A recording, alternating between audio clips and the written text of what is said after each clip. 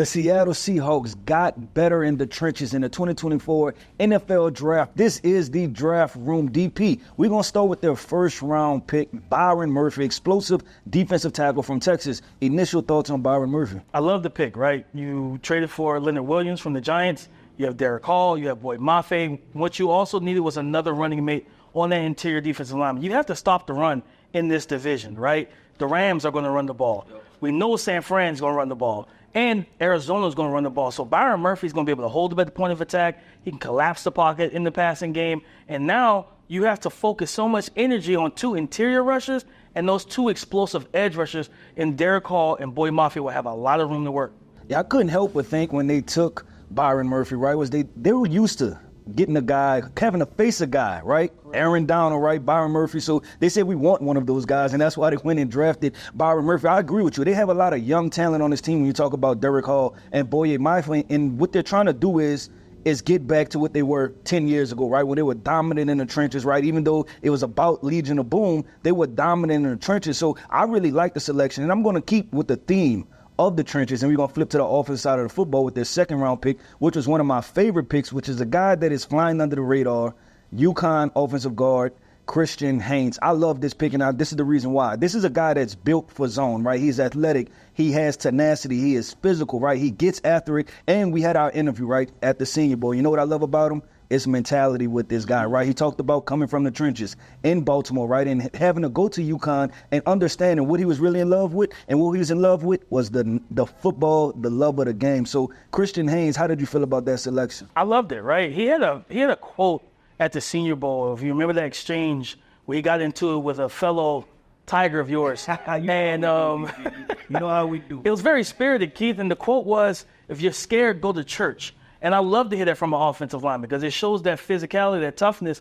And then putting him in this team lost Damian Lewis, right, to free agency. Another LSU Tiger. You know, we're not going to continue that theme. We are.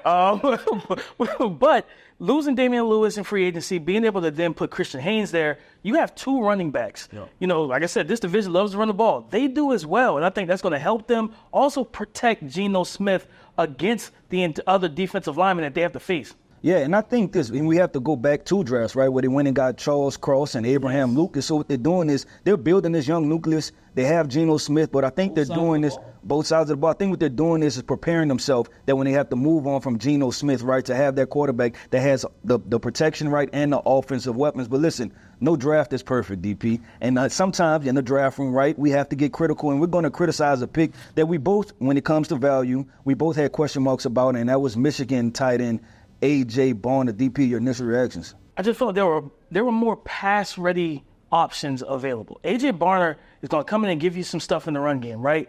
Play for Jim Harbaugh. You know they ran the ball 95% of their snaps at Michigan last year. But again, when it comes down to catching the football, he's a raw player, very raw. Route running, hands, we saw him down at the Senior Bowl.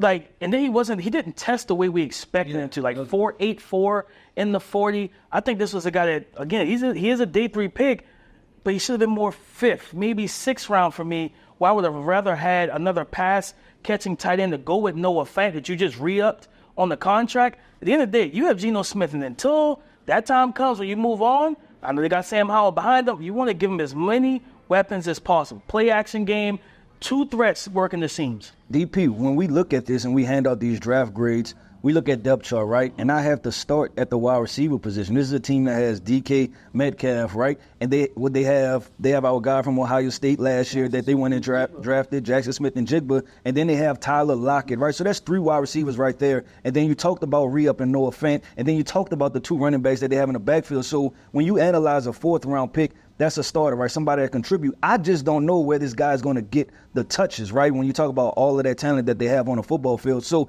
in my opinion, that's why I would be critical of this pick is because I think that they could have used this elsewhere, right? For a developmental tight end like that, if he's not going to get the touches, where is he going to develop? Thank you. I'm right there with you. So let's do our favorite thing, man. This is the draft room. So we're about to hand out a draft grade. DP, what did we come up with? I think the Seahawks got better. I think they got better with those picks, especially in the trenches. I give them a B-. We right there, we're on the same tilt with that, right? The B- pick. And so listen, this is Seattle Seahawks. They're trying to make strides, right? This is a very competitive NFC West, and we'll say this, they got better in the trenches, and the trenches matter in the NFC West.